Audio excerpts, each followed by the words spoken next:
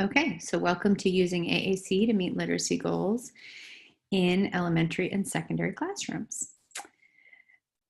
I am so passionate about this. This has been something that I have been interested in since before I even became an SLP. So I will try to keep this within the hour that is allotted because I have a lot to say, and it's so important to blend literacy with AAC, because if we don't blend literacy with AAC, then people can only use their AAC to speak things that have been pre-programmed. Only through literacy skills can our users actually use novel words and say things that other people haven't thought to put in there. So there's a critical component of literacy to AAC, of literacy within AAC. When we do special ed technology consults, and in my role here in Arizona, when I do AAC trainings, one of the things I often ask is, what are the reading and writing goals? These are a few that I brainstormed. Many are to identify their name, demonstrate knowledge of letters, demonstrate understanding of letter-stand correspondence. Notice that this webinar said, using literacy and AAC for elementary and secondary classrooms. I promise you, even at the secondary level, they're still working on these, identifying their name from a field of 2, from a field of 3. They're still doing letter of the week or doing some kind of letter recognition. They're still talking about phonics.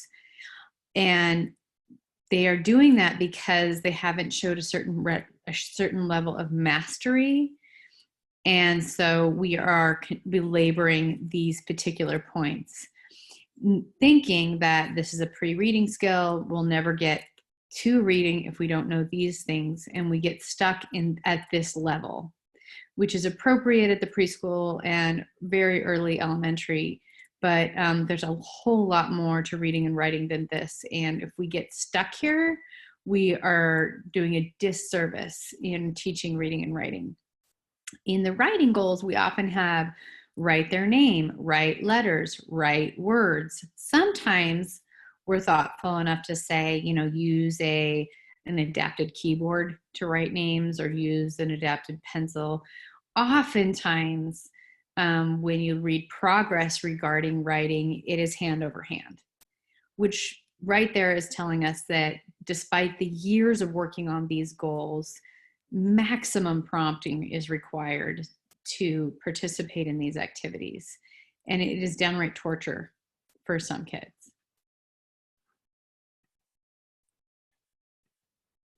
So without meeting the goals or achieving a certain percentage of accuracy, we don't move on to what I consider to be real reading and writing goals. So let's talk about that. Focusing on identifying and writing letters keeps stories very separate from reading and writing. So as good teachers and therapists do, we take a big idea and we break it down into components. And as you take something like reading and writing into consideration, we break it all the way down to the letter, the word, the name. The name is taking a word that might be relevant or functional. So we've broken it all the way down to the small component, to the point where it's almost irrelevant to our kids. Because it's no longer even seems related to storytelling or communication or human connection, there is no real motivation or buy-in to participate in all of that. So the first thing we need to do is start modeling storytelling. So we have to, when we're storytelling, we can point out components of a narrative. So this is all going to come together. So I'm trying to get through some of this nitty gritty so that I can show you some examples. But there's about 3 or 4 things that we need to start doing when we're talking about literacy instruction, particularly at all levels, but definitely by elementary and secondary levels, where we're just doing basic, sometimes it's personal narratives, right? Where it's like, oh my gosh, you'll never guess what happened yesterday. So I'm telling, oh, so it was yesterday. So that's my when. Who was there? It was me and my daughter. Where was it? We were at the store and my cart, somebody ran into my cart is what happened. Or so you're telling a story and then you recast it with some of those who, what, when, where, why questions. So they're all understanding that those are necessary components of a story. The other thing we need to be doing with stories is we need to actually read stories and not just books. So let's talk about this. Let's talk about Brown Bear for a minute. Somebody's going to get upset about this, but Brown Bear is a book. It is not a story. Things don't happen in this story. There are not consequences. Choices aren't being made. But we like this story. We're teaching colors. We're teaching core words. We're teaching fringe vocabulary. We are teaching predictability. There's reasons why this happens. This should not happen after preschool. This is not an elementary or secondary concept or book, but it continues because we have materials around it. Pete the cat. Pete the cat has a little more to it. There's a couple things he is doing. We can work on actions. We can talk about, again, colors, shapes. If you have the digital version, there's music, which often some kids are really attracted to that. If you have the digital version, it's switch accessible so the kids can turn the pages in this book. There's some nice pieces to this. It's not really a story though. Even Hungry Caterpillar is actually a story. There's a beginning, a middle, and an end. There are components of a narrative. He does something, it creates change. We have to be looking at stories as that have all components of actual narratives, whether they're true, real, imagined, personal. And as quickly as possible, we need to be moving into chapter books that provide a little more depth in both vocabulary and interest level, especially the older the student is. You will see kids with their eyes closed at circle time for Brown Bear because they are on the 18th year of Brown Bear. And you will see kids that are alert and laughing at the funny parts of Junie B. Jones because they've never heard it before. It's about her going to school, so they have a lot of background knowledge on the topic. And it's new, it's novel, it's funny. Things happen. So we have to move up and along through from books to actual storytelling and story reading. So, sorry, my bars.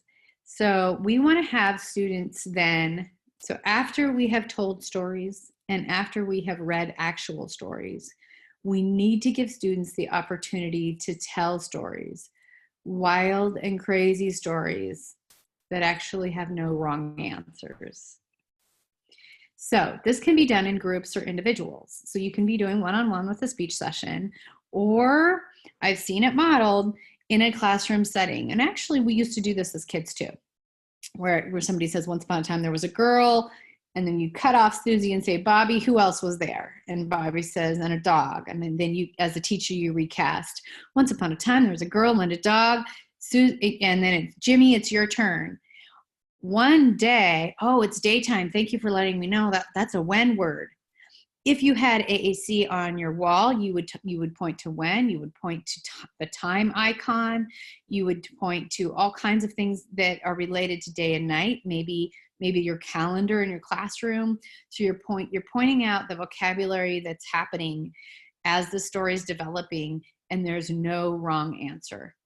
You can also have a smart board where they're actually seeing their words turn into written words, and you can sound things out. You're modeling how literacy is important. So they're saying, once upon a time there was a boy, and you say, boy, is that one of our sight words? You look over at the sight word wall, it is or it isn't. And you say, boy, I know that starts with my b sound. Maybe you're doing zoophonics and you're talking about a bear. Maybe you're doing fundations and your B is ball, I think, in foundations, but whatever your target word is, however your literacy vocabulary is going. So you're still pointing out first letter. You're still pointing out how a word ends. You're still pointing out that letters and words come together in your story, but you're not belaboring the point, and you're certainly not quizzing. You're not requiring the knowledge to continue to tell the story. So you're pointing out everything that's happening in your story, and you're pointing out the questions and answers that the questions you're answering, you're asking, the answers that are coming out, and anything goes. Only when they realize that words are important will they care to work hard enough to learn about letters. Letters are hard. Not even to mention how difficult it is to assess whether or not someone has dyslexia or somebody has auditory processing disorder. If they're not very functionally verbal, we can't even figure out some of the potential learning disabilities or reading disabilities that may be involved on top of being nonverbal. So we have to recognize that learning to read is hard. Learning is hard. All learning puts kids in a vulnerable state because they're not going to be good at it right away. So the buck has to be worth the bang. The end game has to be motivating enough that it is worth all the work. And we are not giving the end game very much credit if we're 6 years into Brown Bear. They're over it. So we have to consider to think about how to make words new and important. So let's consider for a minute what is the purpose of reading. I'd like this to be interactive. Let me see if I can. I literally didn't fill out this slide because I wanted your input. Let me end the show, but hope you can still see my slide. And I can actually see the chat window if you feel more comfortable. But what do you consider the purpose of reading? Why do we teach kids how to read? And not necessarily special ed kids, just in general. I'm going to give you guys a minute to type or speak up at this point.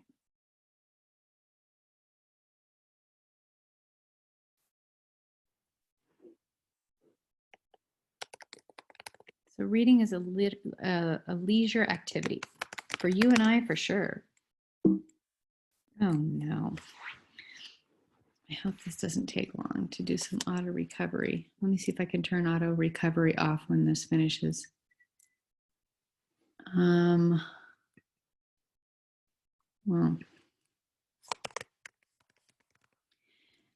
gain and share information.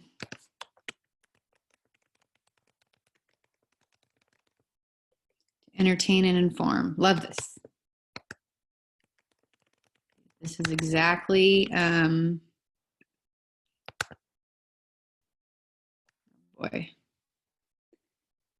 to have fun, to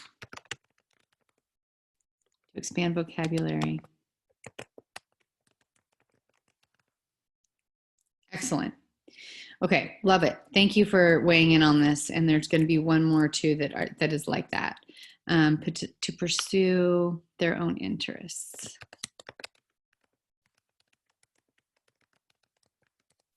Right. So, all right answers.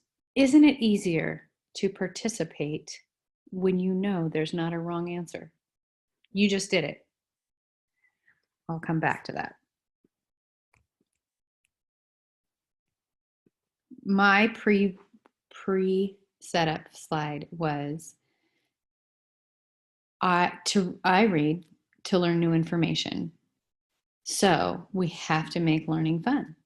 If you read to expand your vocabulary, you have to make expanding your vocabulary fun. If you read to gain and share information, you've got to make it fun because it's a new skill. If you don't already know how to read, then you're learning. Again, we have to make it fun. What is the purpose of writing? So this is where I'm going to give you guys a minute to chime in now on helping me fill in this slide What do you consider to be the purpose of writing?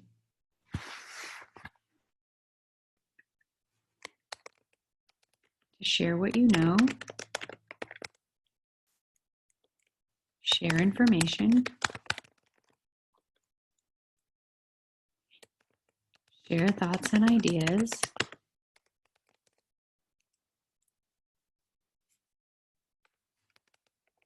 tell your story. Love all of this. I'm so glad I didn't fill this out. Formulate creativity. Oh, somebody's reading Big Magic. I love it. And if you haven't read Big Magic, I highly recommend it. Okay, formulate creatively. Okay, got it. Convey your ideas to others. I might have to change my next slide because you guys came up with better stuff. A way to release emotion.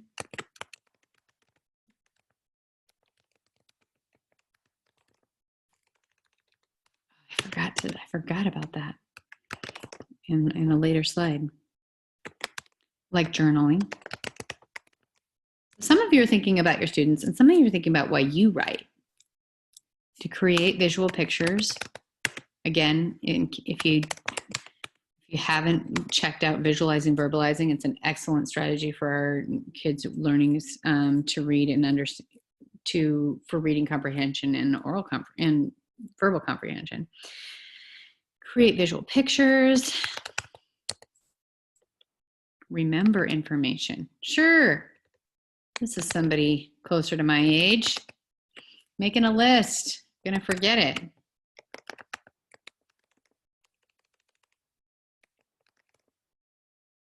Recall information for the future.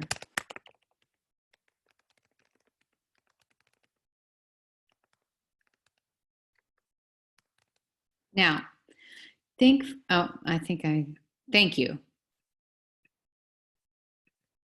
So I say it's to relay some type of information to others, although, some of you made some really good points that sometimes we write for ourselves and the other is just your other personality or your other, when you completely forget what the grocery list is, you're going to remind your forgetful what it is. So we need to make telling information, relaying information fun. We want kids to learn new information and tell new information. That's why we are doing reading and writing. So let's come back. In fact, now I'm just going to slide back up to that slide of traditional IEP goals and consider this for a minute. If we are doing hand over hand for writing a name in 8th grade, we have lost sight of why we do writing. We don't do writing to tolerate someone forcing our hand to write letters. That's never part of writing. If we are reading to learn new information and we are still being shown our name and a peer's name and have not yet achieved an 80% accuracy in looking at the correct name or hitting the switch when we hear the right name or however we're doing our name, we have also lost sight of why we do reading in school, because that's not reading. So there is a time and a place for these goals, I believe. I don't think it's elementary and secondary. I really don't. I think that by the time, if you've done a couple of years of preschool, you are going to refine your motor skills and your OT is going to continue to work on refining motor skills. Hopefully it's not through hand over hand on a writing sheet. You, as a speech pathologist, are going to be working on letter sound correspondence. We need to know how first letters start. We need to know, we want them to have sight words, but we're not going to do it through rote memory, and we're not going to do it about words that don't matter. And our name matters, but I'm telling you right now, if we over drill something, we will never achieve the percentage we're going for, because this is what happens in the data if you look at it. Kids that are trying to identify their name, they get it right, they get it right, they get it right. They might get it right 3 times in a row, and the last 7 they miss, and it's reported they got 30%. Here's what happened. They got 100% in the 3 times they cared about the activity, and the rest of it didn't matter. And so we continue to work on letters and names and drilling and testing sight words and achieving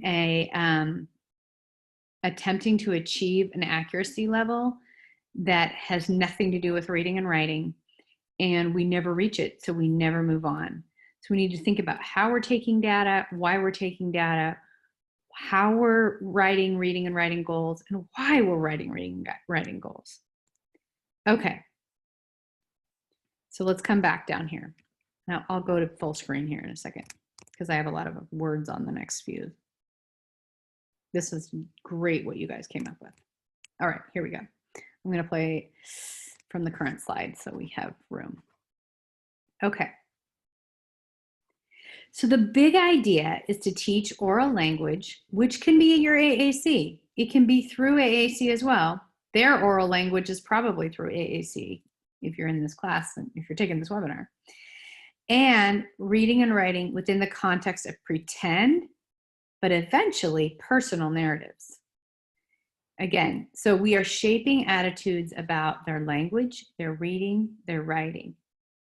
That should be happening. We should be shaping attitudes at the early elementary. Understanding the purpose of their AAC. Understanding the purpose of reading. Understanding the purpose of writing. We lose the purpose when we get to hand over hand. We create a fight or flight. We create a physical response. We allow sensory integration issues to take over a body when we are not making this engaging. We have to think about how we are shaping attitudes around it. And behaviors as communicators, as readers, and as writers. And some of that has to do with our own vocabulary. This is way back. I mean, unless you're over 40, you don't remember this from Saturday Night Live, but I'm good enough, I'm smart enough, and people like me. They have to have a sense that they are interesting, they have something to say, that they like books, and they like writing. That's a challenge. Not everybody who likes books likes writing. Not everybody who thinks they're interesting or has something to say. Not everybody thinks that what they have to say is worth the effort of writing it down until you make the activity engaging. So let's take a look at that. So as we look at the components of a narrative, and again, this is where the speechy part of me comes in, just tolerate it for a minute. We need to make sure that there's going to be a beginning, a middle, an end, that there's characters, that there's a setting, that there's an action, that there's a theme, right? This can be done in 4 sentences. Once upon a time, there was a boy and a girl in the park. You already have the beginning, the character, and the setting. They saw another child fall off the swing and who began to cry. She was sad. We have an action, we have a description. Oh no, what are we going to do? Is the dialogue, right? And then they saw that, mom, come here, help. So the mom runs over, picks up the kid, gives him a Band-Aid. They save the day. These don't have to be long narratives. You can tell very short stories with all the components of a narrative. But here's the kicker. When you're using the AAC device, you're having to go to time to find day or night. You're having to go find people to find mom, boy, girl. You're having to go places to find park. You're having to find actions to find swinging, falling. You're having to go to feelings to talk about crying and sad and describer words. You're having to go to social phrases to say, oh no, right? In the beginning, you might be modeling all of this as you're telling your story so that they can begin to become familiar with all the components.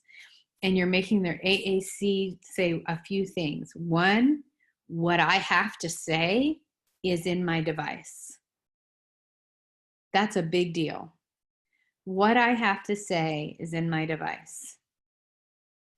And you can't do that by doing drill or by just working on a motor plan to get to this, to say, I want to eat goldfish crackers at lunch or snack time. It's not enough.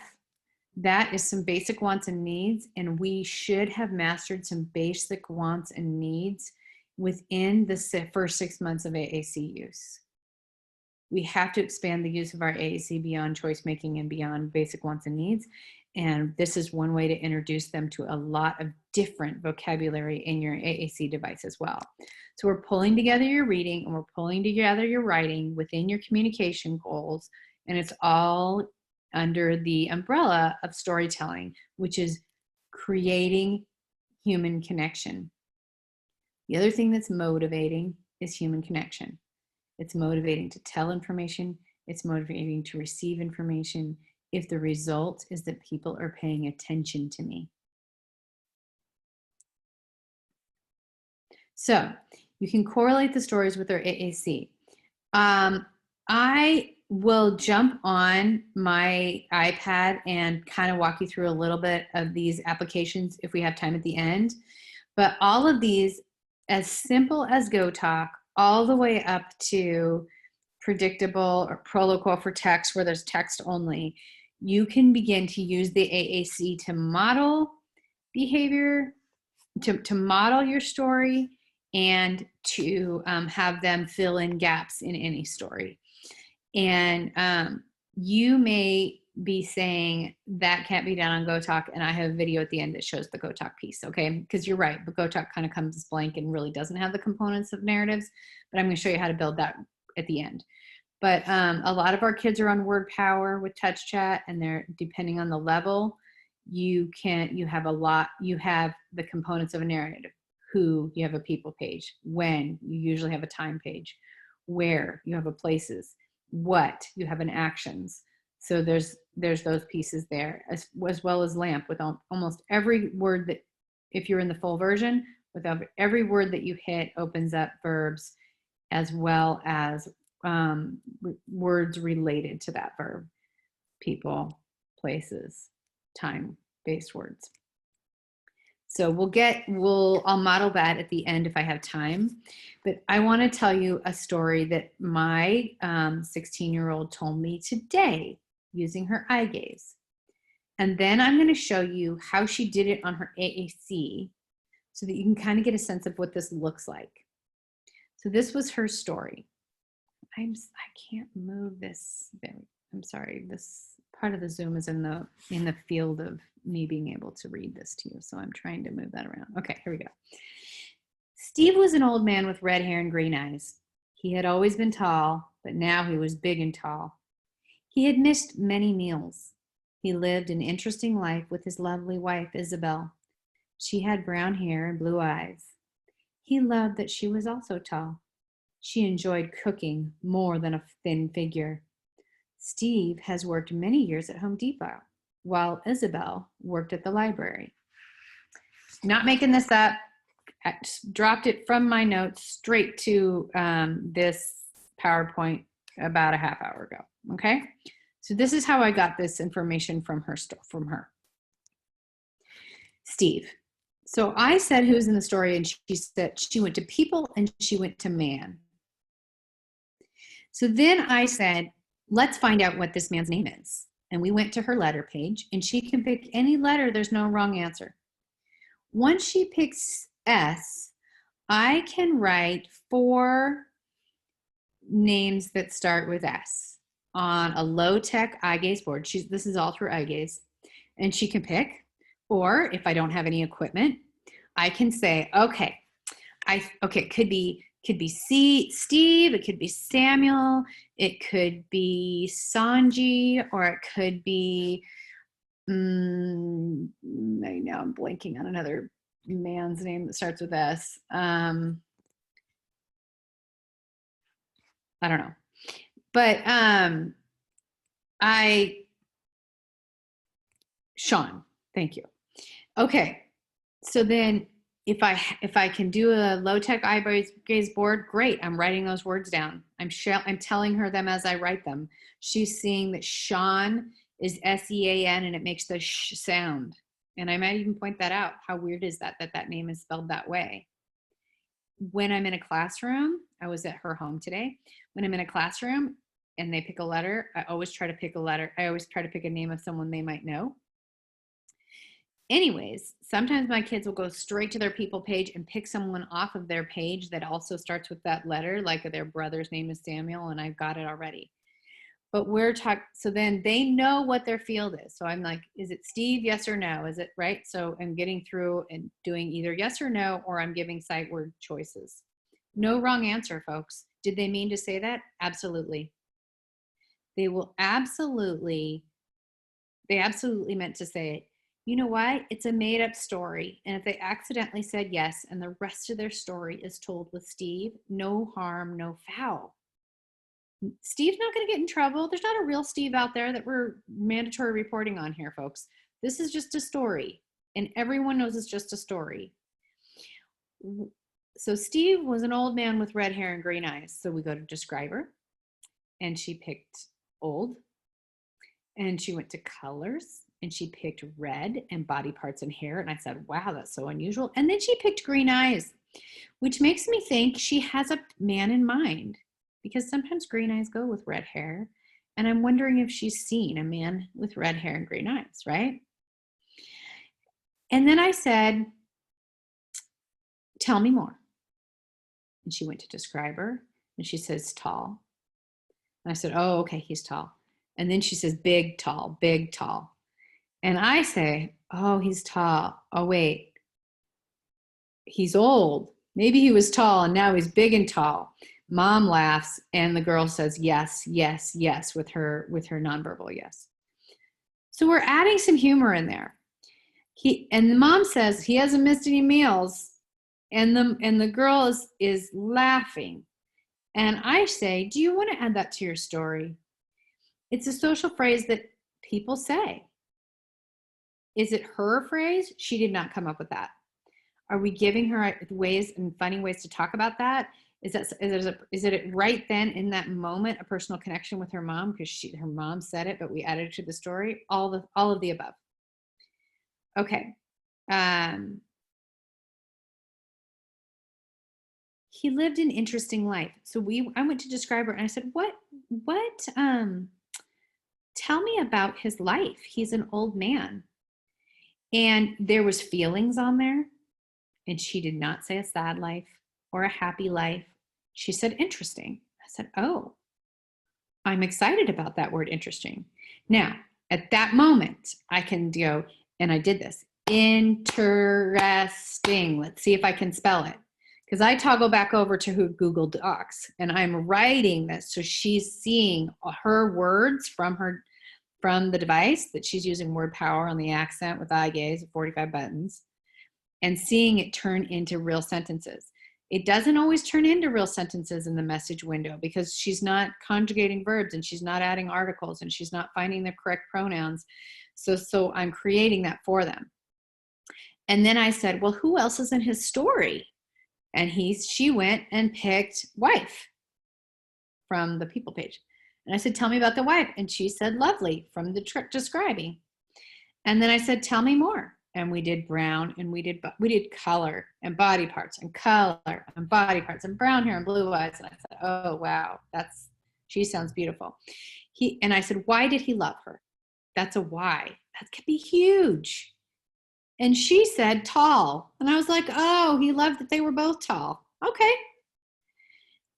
She enjoys cooking more than a thin figure. Now, she also said, after a minute, we said, what does she like to do? And she went to actions and said cooking.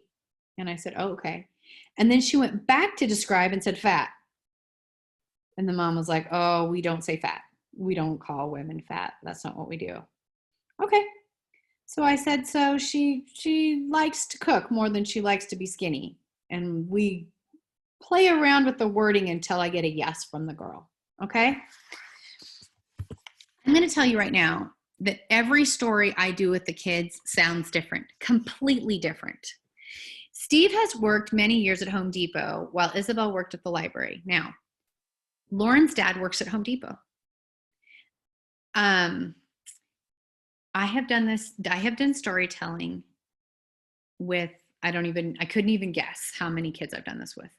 No one has worked at Home Depot in any story that I have facilitated writing but Lauren, because kids write about what they know and kids impart personal information. So I may have inserted some of my humor in this story. Besides that, and that's partly because mom was on that vibe and I was facilitating mom's participation because I want mom's buy-in and I want mom to do this as well. So I'm telling you that I had a girl tell a story about a princess and a boy and how they went to Chick-fil-A and then they went to a castle. And mom comes back in and said that happened. And I'm like, expand on that. How could this possibly be a true story? And she says, oh, well, it was a niece or a friend or a neighbor or a cousin or somebody went to a dance. And we talked about how she looked like, and they came over before their night started. And we talked about how the girl looked like a princess. And her boyfriend went to Chick-fil-A before they went to the dance. The dance with a Shrek theme. And they had heard that the whole gym was decorated like a castle. I did not know this information. So when I'm saying who's in the story and they are saying a princess and a boy, it's true. It doesn't matter if it's it doesn't matter if it's actually true or not. But here's what happens when they start to feel like there are no wrong answers. Stories get true. True information starts coming in. They get brave to explore their vocabulary. They understand that anything goes. And then you start to get to, oh my gosh, that happened. No, this happened. I can't even tell you how often that happens. Sometimes it's 6 months into the process. Sometimes it's the very first story. And we'll get to that in a second. So this is Houston. And this is the Go Talk one I was going to talk about. I haven't even looked at my time. Oh my goodness. Okay. So this is Houston. And this is the Go Talk version. So you're thinking, I don't have kids that are this advanced. I don't have kids on a 45 eye gaze that can do this stuff. So I'll wait and do storytelling when my kids have access to more vocabulary. This is how I do it with very limited vocabulary. And I took this video because I was excited about this and I wanted to get the first time he told a story and wait 6 months and show how advanced he got and how much faster and how much better he got.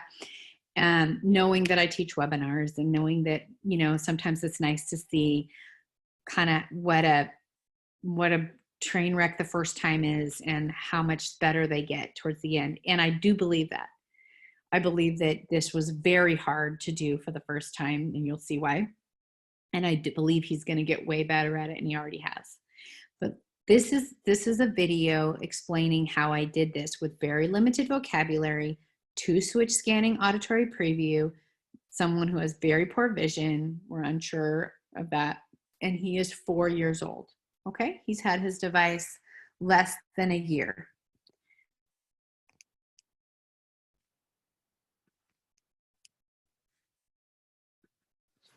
This is Houston telling his very first story using 2 switches. Before I started the video, I asked him who was in the story, and he said, boy. When I asked him if there was anyone else, he cycled through twice, and then, in your story, once upon a time there was a boy.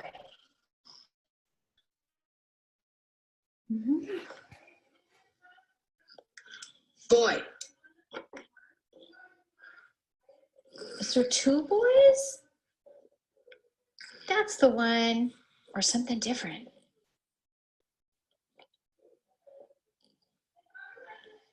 Girl.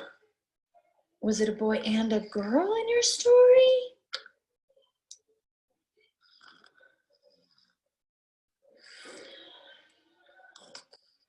Animal. Or a boy and his animal, maybe a dog or a horse or something. It's an animal. Oh, it's an animal. I'm so excited. He went through all 4 animals. Horse, pig, dog, cat. Once upon a time, there was a boy and an animal. What animal? does the boy have? Dog.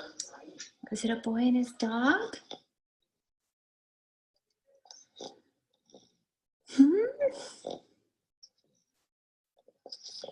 You tell me if that's the one. Cat. Kitty cat. When was it?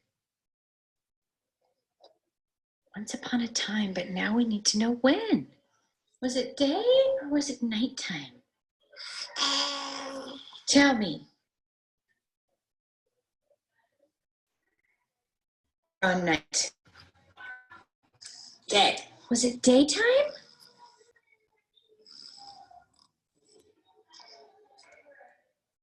I'm gonna give that to you. You get it. You go, go, go. You go, go, go. Night. What switched on you? Do you want nighttime? Day. Day? It's daytime. It's daytime. Where did they go? Once upon a time, there was a boy and his kitty cat. One day, where did they go? Were they inside or were they outside? Inside or outside?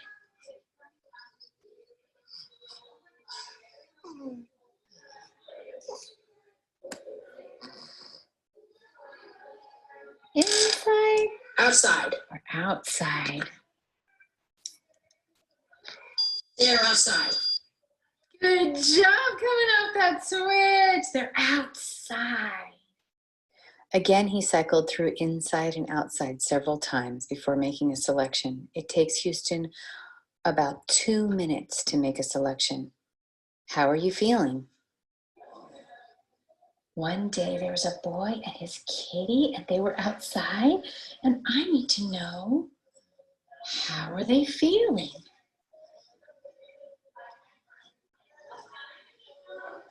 Sick. Are they sick? Tired. Are they tired? How are they feeling? I feel tired. Oh, they feel tired. Now, Sad. I need to know if the boy was tired or if the kitty was tired. I feel sad.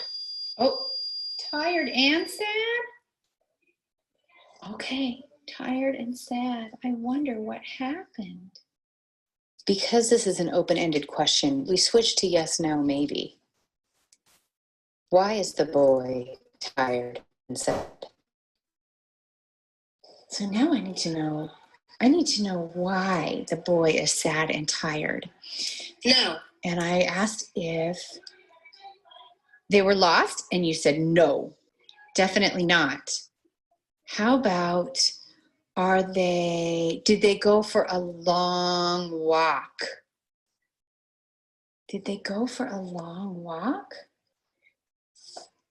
Is that why? Maybe. Maybe they went for a walk or something kind of like that, Miss Brenda. Yes. Yes, that's it, Brenda. They went for a walk.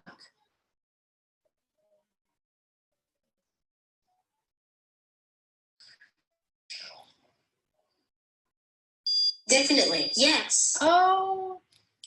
When I asked why the boy was sad, he said yes to an ouchie.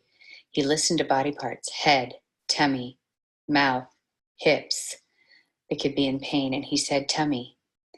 When I asked if he was going to throw up, he said definitely not. When I asked if his button hurt, he said yes. This is what his button looked like that day.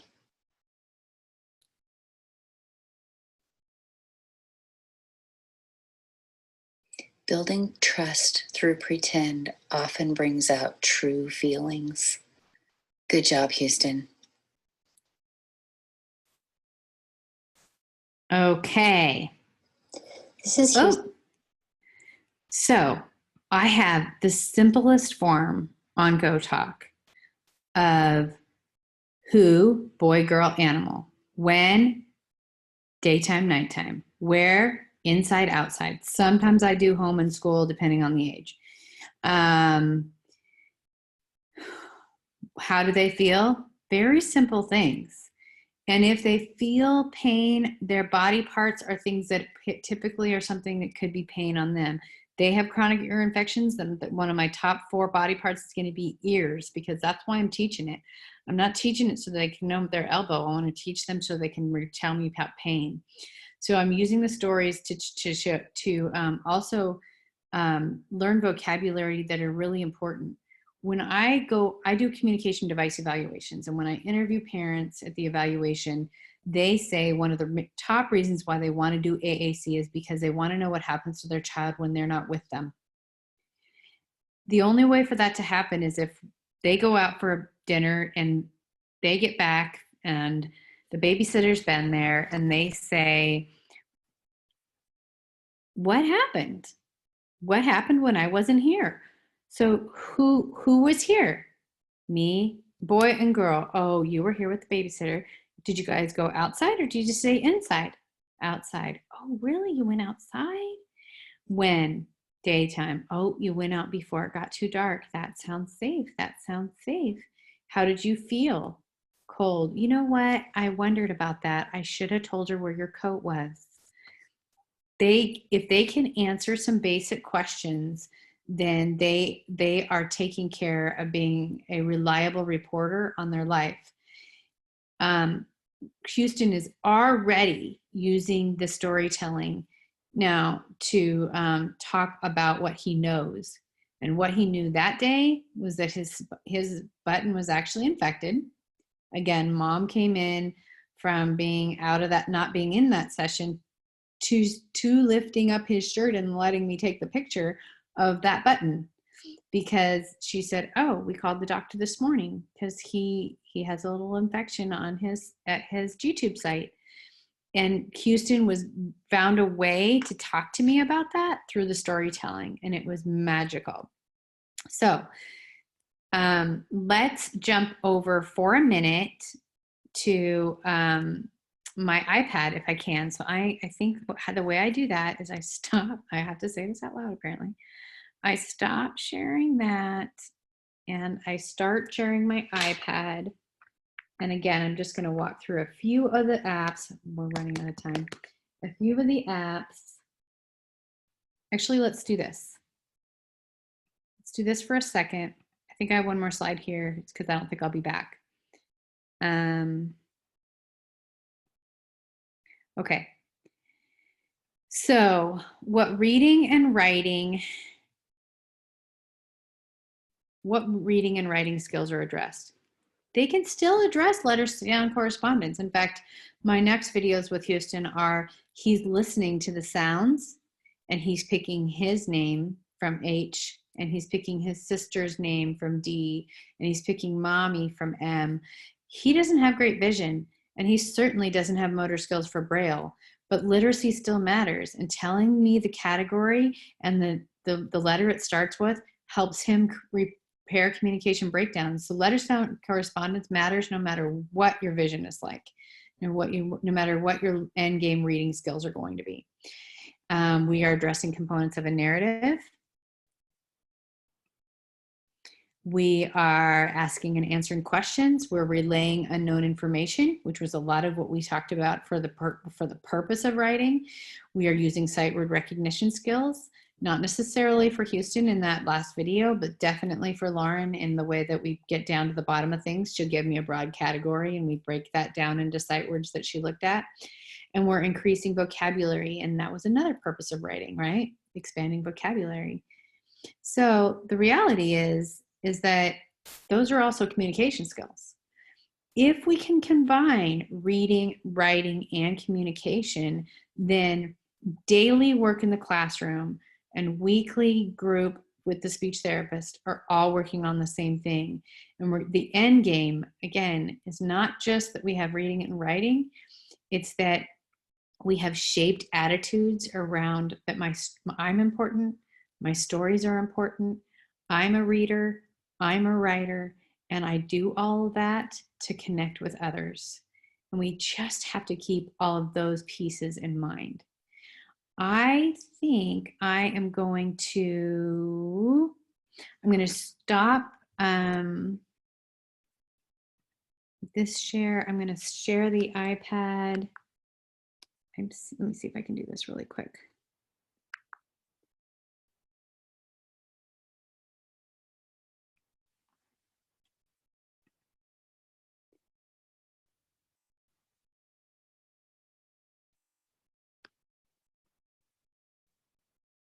And I'm just going to show you, like I'm working with on touch chat. A lot of times I'll start here, who's in your story? And I may even support the navigation by touching people. And I usually ask them to find two things that are in the story. So maybe it is a boy. Boy. And then I'll say, is it a person? Is the other one a person? Or is the other person in your story an animal? And they can choose from there.